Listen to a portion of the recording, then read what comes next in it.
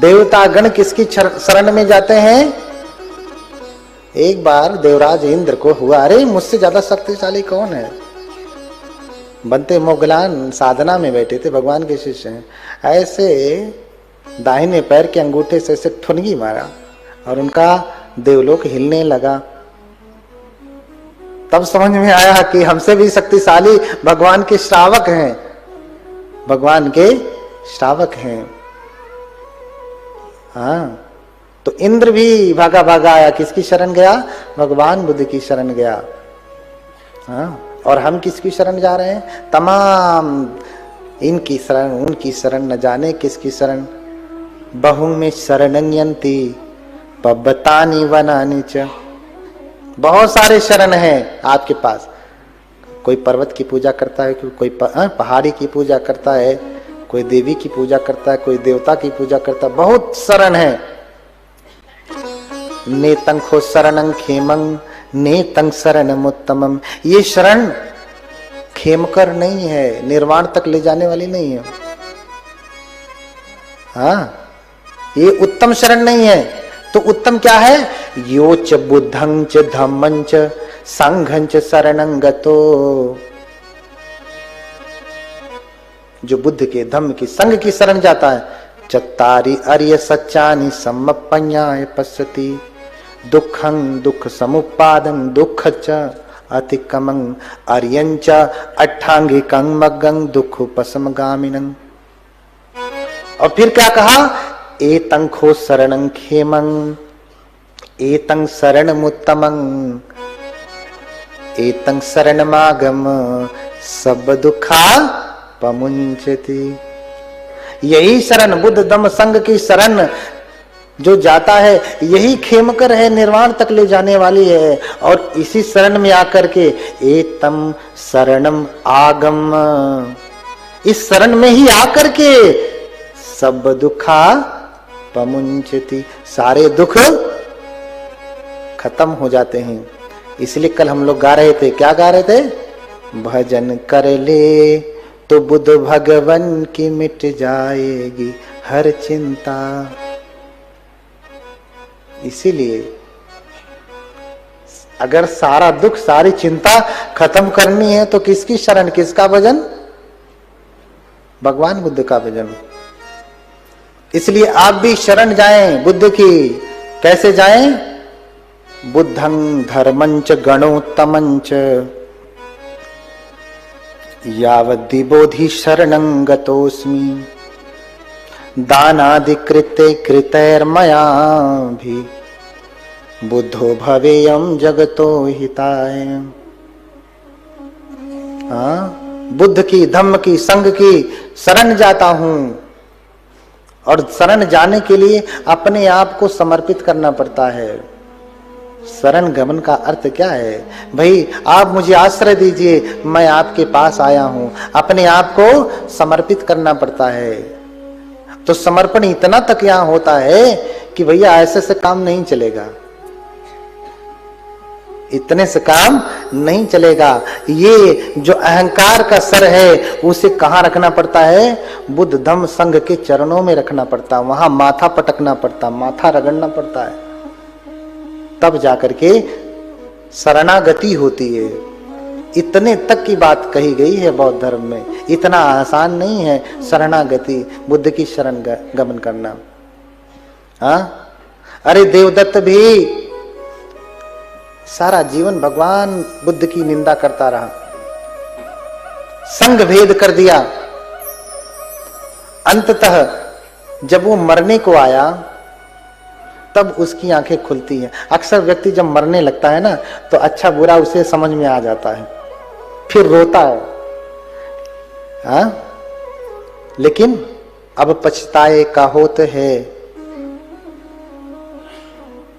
हाँ? जब चिड़िया चुग गई खेत। तो अंत समय में जब मरा है, मरण संज्ञा पे लेटा है, अपने 4 शिष्यों को कहता है उठा के ले चलो सर जो है बुद्ध के पास, मैं उनसे माफी मांगूंगा, क्षमा मांगूंगा, हो सकता है क्षमा कर दें। बुद्ध महाकारुणिक हैं। बुद्ध तो महाकारुणिक है, लेकिन व्यक्ति जब इतना पाप कर्म कर लेता है तो अक्षम्य हो जाता है। बुद्ध तो क्षमा कर ही देंगे, महाकारुणिक है, लेकिन आपने जो कर्म किया है वो कटेगा कैसे? बुद्ध तो माफ कर लेंगे, गले से लगा लेंगे, लेकिन जो जघन्य अपराध किया वो कटेगा कैसे? कैसे कटेगा? उसे तो भोगना ही पड़ेगा। तो जो अपराध किया, संग भेद किया, बुद्ध को मारने का प्रयत्न किया, इतना बड़ा अपराध है ये कि कहते हैं कि फिर जो इतना बड़ा अपराध कर लेता है उसकी मुक्ति असंभव ही हो जाती है, फिर मुक्ति नहीं हो सकती। अंतिम समय में अपने शिष्यों को कहता है कि मुझे बुद्ध के पास लेकर के चलो, मैं उनसे क्षमा मांगूंगा, माफी मांगूंगा, पैरों में गिर जाऊंगा। कहते हैं जैसे ही विहार के द्वार के पास लेकर के जाते, कहता नीचे उतारो मुझे, मैं यहां से चल करके, शक्ति नहीं है शरीर में, लेकिन मैं यहां से चल करके भगवान बुद्ध का दर्शन करने जाऊंगा। लेकिन जैसे ही उसे उसके सेवक, उसके शिष्यगण नीचे उतारते हैं, वर्णन मिलता है कि जैसे ही वो धरती पे अपना कदम रखता है, देवदत्त की मृत्यु कैसे हुई पता है आपको? हाँ, पता है? नहीं ना? कोई और कारण होगा, कहीं पढ़ा होगा तो बताइएगा, मैं जो पढ़ा हूं बताता हूं। हाँ? कहता है कि मैं यहीं से पैदल जाऊंगा, भगवान बुद्ध का दर्शन करूंगा, मैं चल करके जाऊंगा, मुझे यहीं उतार दो। कहते हैं जैसे ही उसके शिष्य नीचे उतारते हैं, पहला ही कदम जैसे ही रखता है धरती पे, धरती फटने लगती है।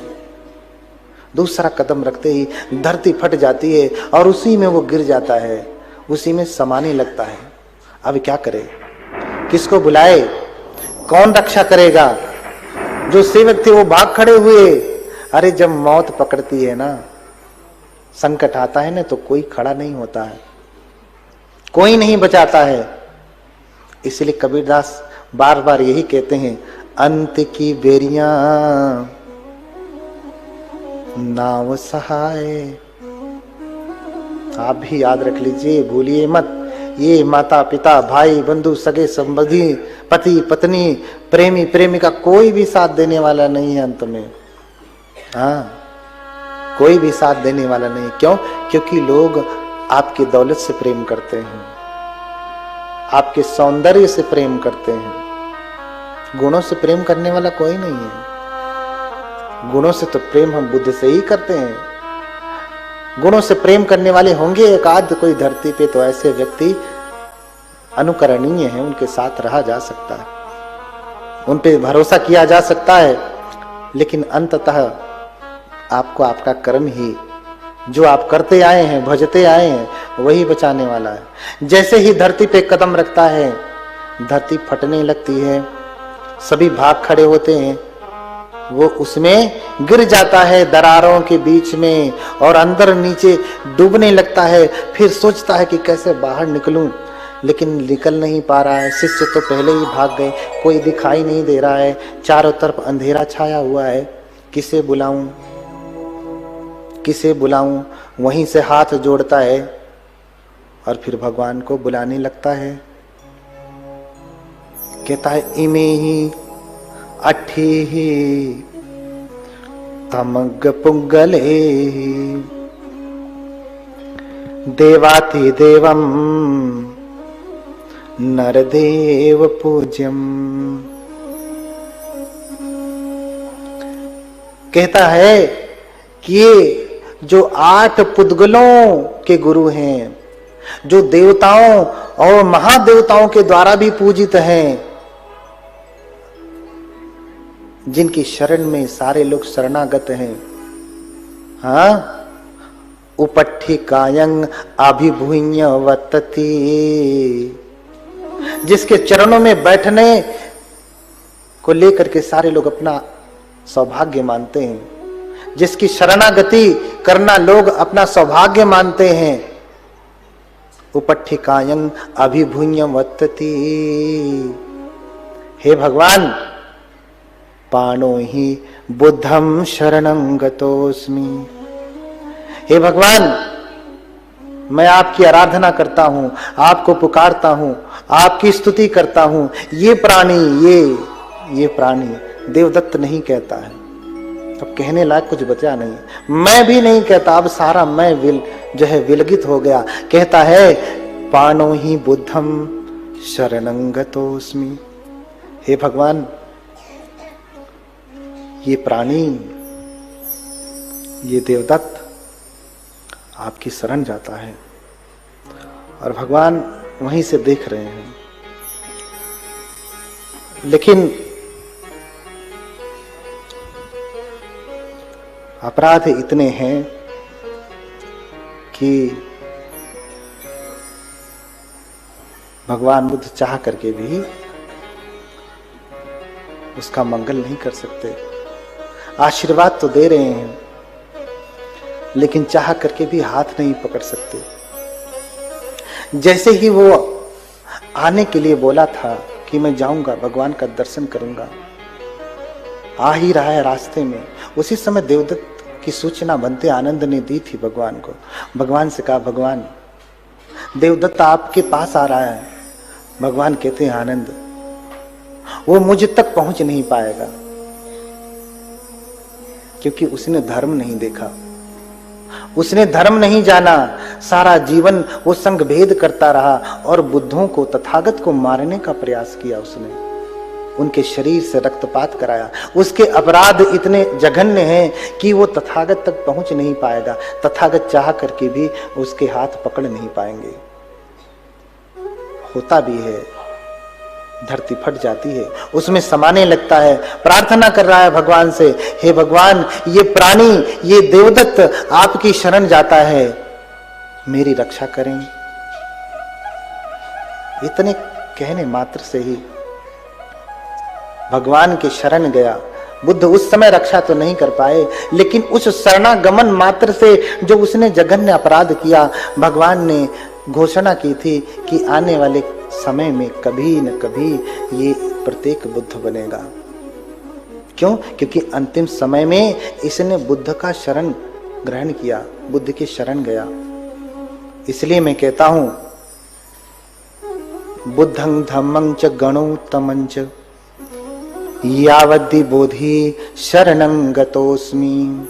जब तक मुझे बोधि प्राप्त नहीं होती, निर्वाण प्राप्त नहीं होता, तब तक के लिए मैं शरण जाता हूं। ये नहीं कि अभी कार्यक्रम में आया हूं तो शरण चला गया, उसके बाद फिर नहीं। अरे पूरे जीवन के लिए, जब तक मुझे बोधि प्राप्त नहीं होती, जब तक मैं अर्हत नहीं होता, तब तक के लिए मैं बुद्ध की शरण जाता हूं। इसके लिए समर्पण जरूरी है। इसलिए जाना घर पे तो प्रार्थना करना। क्या प्रार्थना करेंगे? ददामि चात्मानम अहम जिनेभ्य सर्वेण सर्वं च तदात्मजेभ्यः परिग्रहं मे कुरुताग्र सत्वा युष्माशु दासत्वमुपैमि भक्त्या। अरे भगवान, ददामि चात्मानम अहम जिनेभ्यः, हे जिन, हे भगवान, मैं अपने आप को समर्पित करता हूं आपके चरणों में। सर्वेण सर्वं च तदात्मजेभ्यः, सभी प्रकार से, धन दौलत रुपए पैसे जो कुछ भी है, उन सबके साथ जिसको भी मैं अपना मानता हूं, उसके साथ मैं आपकी शरण ग्रहण करता हूं। परिग्रहं में कुरुताग्र सत्वा, हे अग्र सत्व, हे बुद्ध, बुद्ध को अग्र सत्व कहा गया। सच में श्रेष्ठ सत्व बुद्ध ही हैं इस धरती के। परिग्रह में कुरुताग्र सत्वा, हे अग्र सत्व, मेरा परिग्रह करें, मुझे स्वीकार करें। युष्माशु दासत्व मुपैमि भक्त्या, मैं पूरी भक्ति भाव से आपके दासत्व को स्वीकार करता हूं, आपका दास बनता हूं मैं। इसलिए संतों के नाम में, जो बुद्ध की ही परंपरा से निकले, उनके नाम में दास पड़ा। कबीर दास, रवि दास, सबने दास जोड़ना शुरू किया। हाँ, अब लोग कबीर साहेब कहते हैं, हाँ, रैदास साहेब कहते हैं। तो असली बात वो भूल गए हैं, क्योंकि अब कबीर की असली वाणी को ही वो भूल गए हैं, इसलिए इस मर्म को समझ नहीं पाते। उनको समझने के लिए पहले उन्हें बुद्ध धर्म पढ़ना पड़ेगा, अन्यथा सिर्फ कबीर को पढ़ करके नहीं समझ पाएंगे, क्योंकि वो शाखा है, एक पत्ती है, टहनी है धर्म की। और पूरे धर्म को समझना होगा तो भगवान बुद्ध के धर्म को पढ़ना पड़ेगा। इसलिए आप क्या करें, भगवान से प्रार्थना करें, हे तथागत सुगत ज्ञानदाता, मन में ज्ञान दीपक जला दो। आइए हम भजन के साथ इसको भगवान से प्रार्थना करें कि हे भगवान, आप हमारे भीतर विराजमान होवें, हम आपकी शरण जाते हैं। हे तथागत, हे ज्ञानदाता, हमारे भीतर ज्ञान का दीपक भरें, ताकि हम सच्चाई को देख सकें। हाँ, सच्चाई को देख सकें।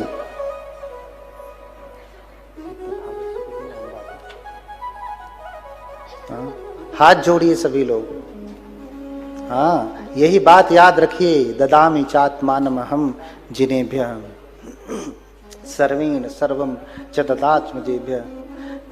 मैं अपने आप को आपको समर्पित करता हूँ, सभी प्रकार से समर्पित करता हूँ। जो कुछ भी मेरे पास है उसके साथ मैं आपके शरण में आता हूँ। हे भगवान, मेरा परिग्रह करें, मैं आपका दास हूँ। मैं क्या हूँ?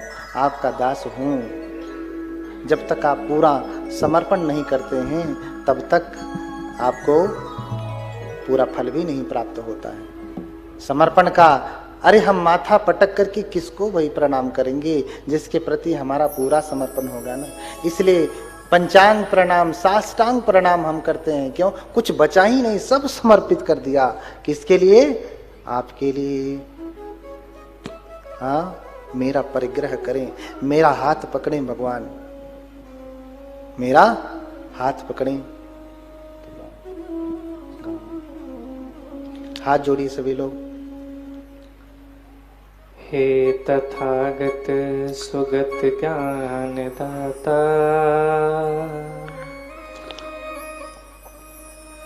मन में सद ज्ञान दीपक जला दो।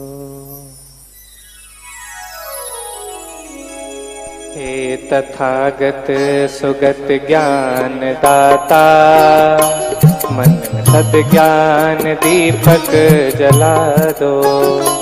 हे तथागत सुगत ज्ञान दाता, मन में सद ज्ञान दीपक जला दो। हम असत से रहें दूर हरदम, सत्य का मार्ग हमको दिखा दो। हे तथागत सुगत ज्ञान दाता, मन में सद ज्ञान दीपक जला दो।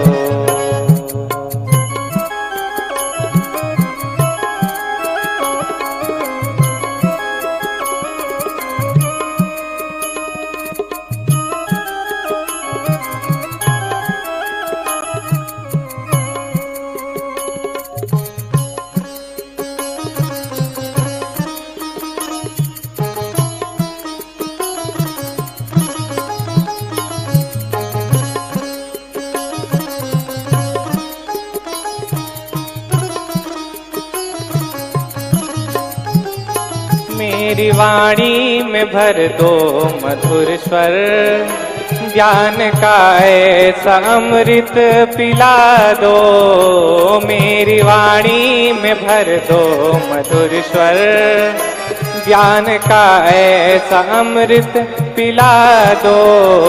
मुख से निकले न कटु शब्द कोई, कंठ में ऐश मिश्री मिला दो, दिल में रह जाए करुणा दया बस, दूसरों का अंधेरा मिटा दो।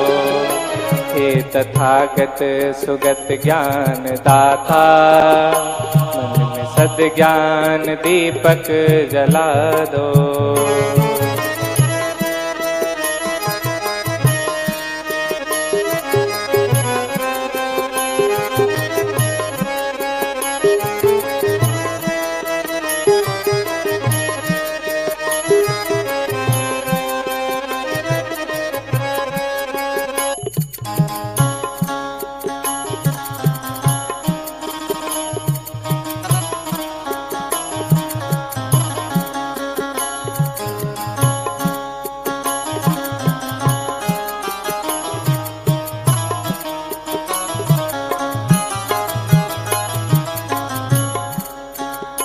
दूर कर दो जगत की विषमता, ना रहे कोई अपना पराया।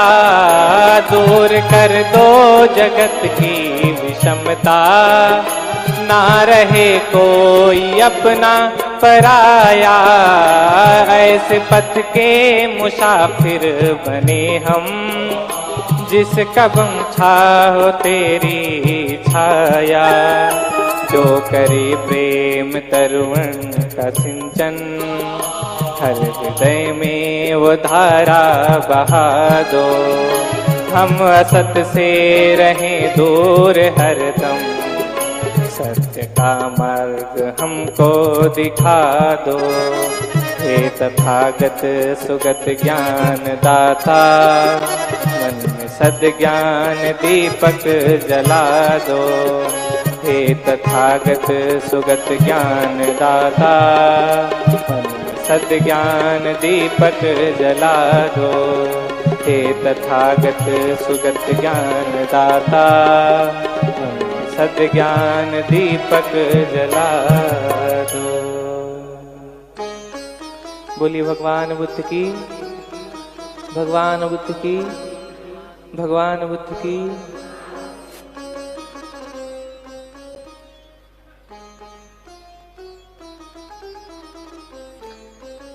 इसलिए एक यही प्रार्थना लेकर के जाइए अपने मन में कि मैं आपकी शरण जाता हूं, अब आप मेरा परिग्रह करें, आप मेरा परिग्रह करें।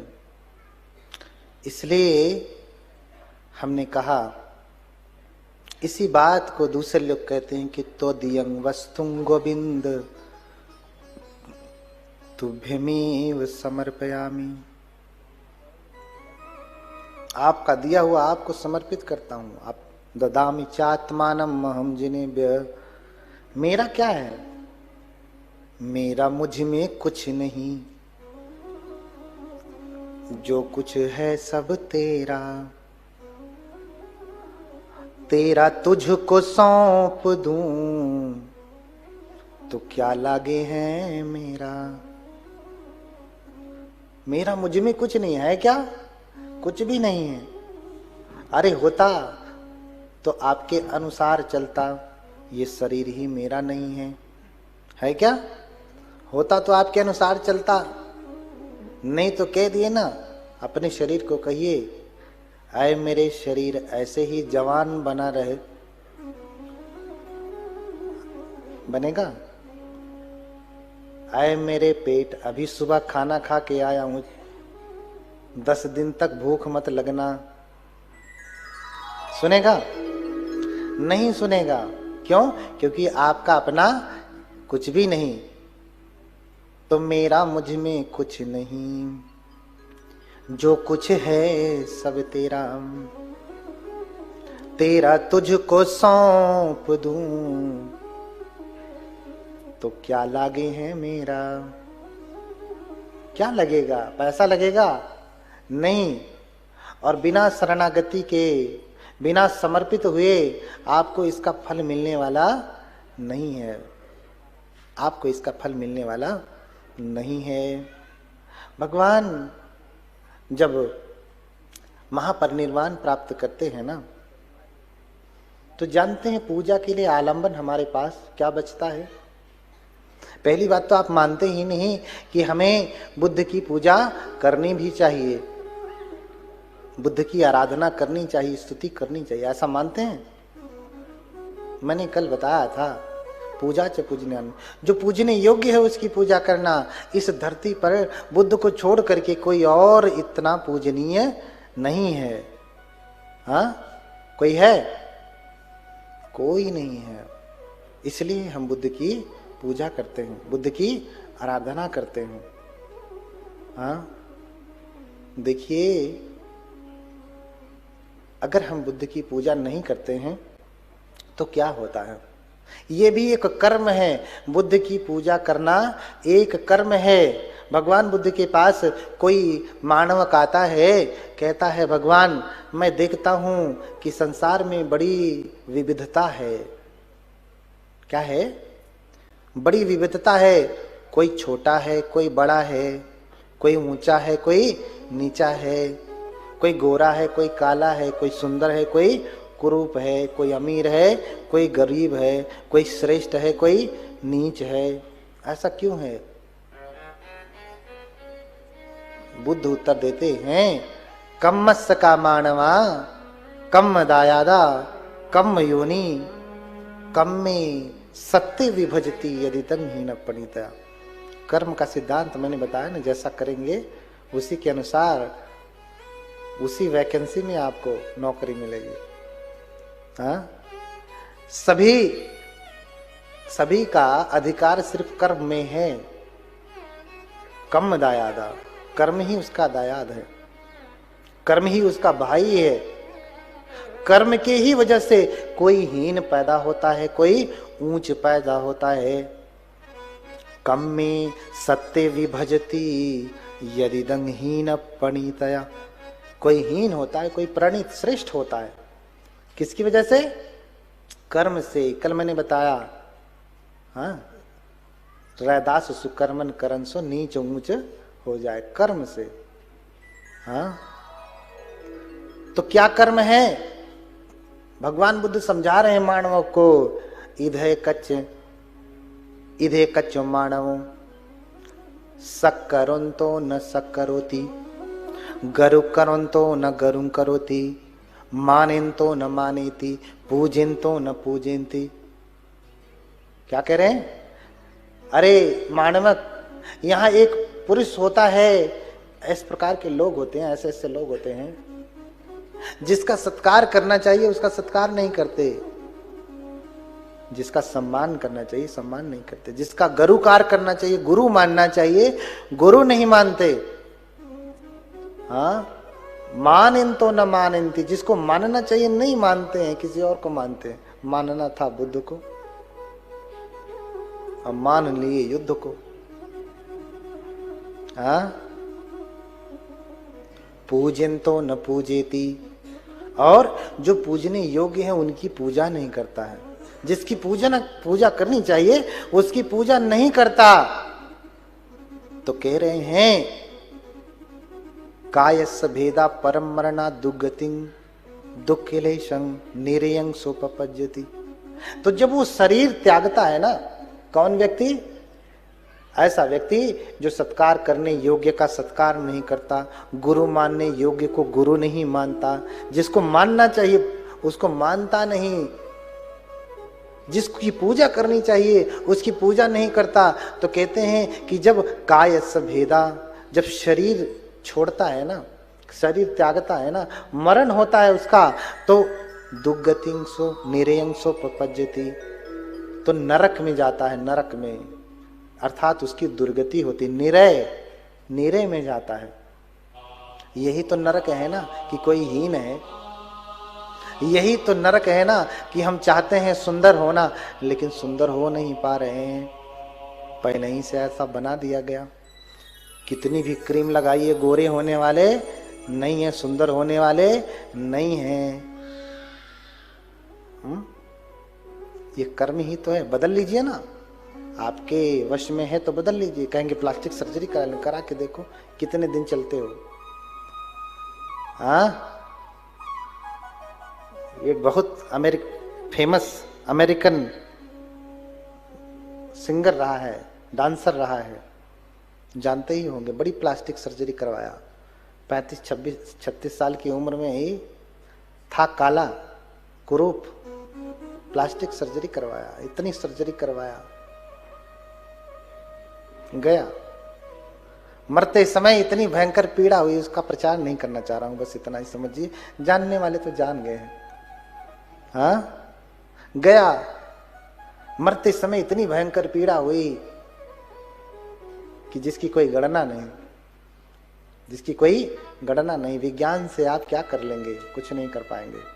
जीवन उसका कष्टदायी ही बना रहा, कलर बदल लिया, रूप बदल लिया, लेकिन फिर भी जो वास्तविक रूप सुंदर जैसा होता है हुआ नहीं। सब करके देख लिया। हाँ, आपके वश में है तो होके दिखाइए ना। हाँ, तो बुद्ध कह रहे हैं कि अधिकार किस में है, वश में क्या है आपके? कर्म आपके वश में है, परिणाम आपके वश में नहीं है। कर्म अच्छा करेंगे तो परिणाम अच्छा आ ही जाएगा। परिणाम को नियंत्रण करना चाहें, आपने एग्जाम में कुछ लिखा नहीं, अब आप सोर्स लगवाइए कि हमें 100% नंबर मिल जाए, तो परिणाम आपके हाथ में है। आजकल तो बहुत बातें दूसरी है, लेकिन परिणाम अपने हाथ में नहीं होता है। चाह के भी नंबर मिलना कठिन हो जाएगा। बेईमान व्यक्ति है तो कहना ही का सब कुछ हो रहा है, लेकिन उस जीरो वाला व्यक्ति का भविष्य भी क्या होगा? कौन सा ज्ञान उसके पास होगा? नंबर किसी तरीके से बेईमानी करके पा भी गया तो सक करोंतो न सक करोती, गरुं करोंतो न गरु करोती, मानेंतो न मानेती, पूजेंतो न पूजेती। जो पूजा करने योग्य उसकी पूजा नहीं करता तो मरने के बाद उसकी दुर्गति होती है, क्योंकि कर्म जो करना था उसने किया नहीं, तो दुर्गति होगी। जैसा चाह रहा वैसा नहीं होगा। चाहता था ऊंच होना लेकिन नीच हो गया, चाहता था सुंदर होना कुरूप हो गया, चाहता था अच्छा होना बुरा हो गया। इसलिए जो पूजने योग्य है, जो भगवान है, उनकी पूजा करनी चाहिए। भगवान की पूजा का बहुत बड़ा फल है, बहुत बड़ा फल है। आपको लगता है कि भगवान बुद्ध पूजा स्वीकार करते हैं? कितने लोग को लगता है? देखिए, वहां दीपक जलाया, अच्छा आधा मोमबत्ती भगवान खा गए हैं क्या? हाँ, पुष्प चढ़ाया आपने, भगवान सूंघ लिए हैं तो सूख गया है, यही ना? आप फल भी चढ़ाते हैं, भोजन भी चढ़ाते हैं, मिठाई विठाई भी चढ़ाते हैं, पूरा भोग लगाते हैं, तो भगवान ने कभी देखा कि एक को लड्डू खाए होंगे? खाते हैं? नहीं खाते ना। एक भी लड्डू भगवान नहीं खाते, एक भी फल भगवान नहीं खाते। तो क्या भगवान बुद्ध आप जो पूजा करते हैं वो स्वीकार करते हैं? हाथ उठाएं, स्वीकार करते हैं? कैसे स्वीकार करते हैं? जो फल चढ़ाया वो तो पड़ा ही है, नहीं स्वीकार किया। कहां स्वीकार करते हैं? हाँ, नहीं स्वीकार किया। लेकिन ऐसा नहीं है, ऐसा नहीं है। इस समय भगवान बुद्ध धर्म के रूप में विराजमान हैं, इसलिए उनकी धर्म धातु है। शारीरिक रूप से भगवान नहीं है। भगवान शारीरिक रूप से होते तो भोजन दान करते तो वो भी स्वीकार हो जाता, फल भी देते तो वो भी खा लेते। आज शारीरिक रूप से नहीं है, उनकी निर्वाण धातु धर्म धातु है इस संसार में, वो आप देख नहीं पा रहे हैं। राजा मिलिंद भगवान के पूजा के संदर्भ में प्रश्न पूछता है बनते नागसेन से, किंखो भंते भगवा पूजम साधयति। अरे भंते, क्या भगवान बुद्ध पूजा स्वीकार करते हैं?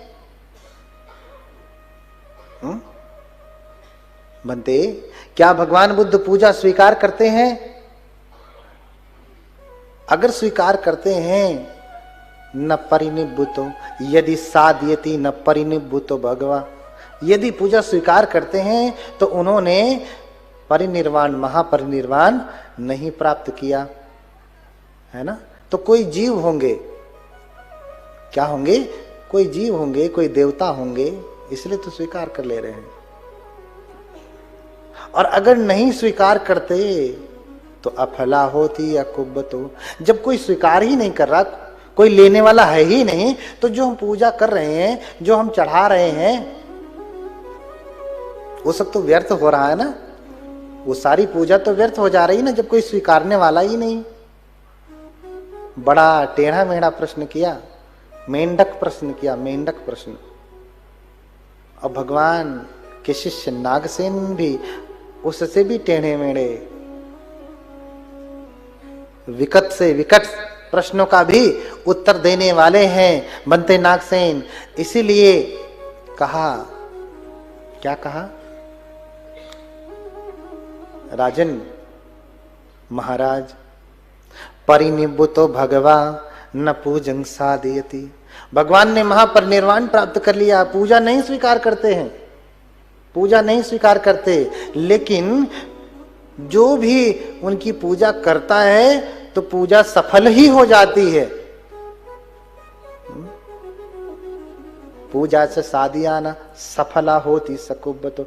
जो उनको उद्देश्य करके पूजा करता है तो पूजा सफल हो जाती है। बोलिए भगवान बुद्ध की। भगवान बुद्ध इस संसार में महापरिनिर्वाण जो प्राप्त कर लिया वो तो विमुक्त हो गया ना, वो इस संसार में नहीं रहता, जन्म मरण के चक्र से मुक्त हो गया, तो वो है ही नहीं। लेकिन फिर भी अगर उनको कोई उद्देश्य करके पूजा करता है तो पूजा सफल होती है। बोलिए भगवान बुद्ध की। आपको समझ में आया कैसे सफल होती है? राजा मिलिंद को भी समझ में नहीं आया, उसने कहा भंते समझ में नहीं आया, कृपया उपमा देके समझाएं। भंते उपमा देके समझाते हैं। राजन, आप ये पृथ्वी देखते हैं, धरती देख रहे हैं, महापृथ्वी? बोले हाँ। भंते, अच्छा ये धरती कभी कहती है कि मुझ में बीज बोए जाएं? कभी किसी का खेत बुला करके कहा, हाँ, विजय जी से बुला के कहा, अरे विजय आओ बीज बो, समय आ गया है बोने का, कब बोएगा? ऐसा कहा क्या खेत ने बुला करके? खेत कभी ये चाहता है कि मुझ में बीज बोए जाएं? हाँ? अच्छा, जब आप बीज लेकर के खेत में पहुंचे तो बीज जो है, खेत ने मना भी किया कि अरे नहीं नहीं मत बो बीज, तो खेत धरती कभी ये चाहती है कि मुझ में बीज ना बोए जाए? ऐसा भी चाहती है क्या धरती? धरती कभी ये चाहती है कि मुझ में बीज बोए जाए? ना। तो क्या धरती ये चाहती है कि मुझ में बीज ना बोए जाए? ना। तो क्या धरती ये चाहती है कि भैया तेरा मन करे तो बो, मन करे तो मत बो? ऐसा भी चाहती है क्या? ना। तो धरती क्या चाहती है क्या ना नहीं चाहती, छोड़िए उसे। आप क्या चाहते हैं? आप तो फसल बोना चाहते हैं ना, क्योंकि आप धान बोएंगे तभी तो चावल खाएंगे ना। धरती कहे चाहे न कहे, आपको चपाती खानी है, रोटी खानी है, तो आपको तो गेहूं बोना पड़ेगा ना, तभी न गेहूं आएगा। तो धरती कहे चाहे न कहे, जब हम बीज बोते हैं तो बीज जमता नहीं क्या? फसल होती नहीं क्या? होती है ना। तो धरती चाहे कहे चाहे न कहे, लेकिन हमें क्या चाहिए? हमें तो चाहिए, इसलिए हम बीज बोते हैं तो फल आता है, फसल आती है। इसी प्रकार से बुद्ध ये नहीं कहते कि मेरी पूजा करो, बुद्ध ये भी नहीं कहते कि मेरी पूजा मत करो, बुद्ध ये भी नहीं कहते कि तेरा मन करे तो कर, मन करे तो मत कर। तो बुद्ध कहे चाहे न कहे, हम क्या चाहते हैं? हमें तो पुण्य चाहिए ना, हमें तो इस धर्म के क्षेत्र में उन्नति चाहिए ना। तो हम जब बुद्ध को उद्देश्य करके पूजा करते हैं तो पूजा सफल हो जाती है। बोलिए भगवान बुद्ध की।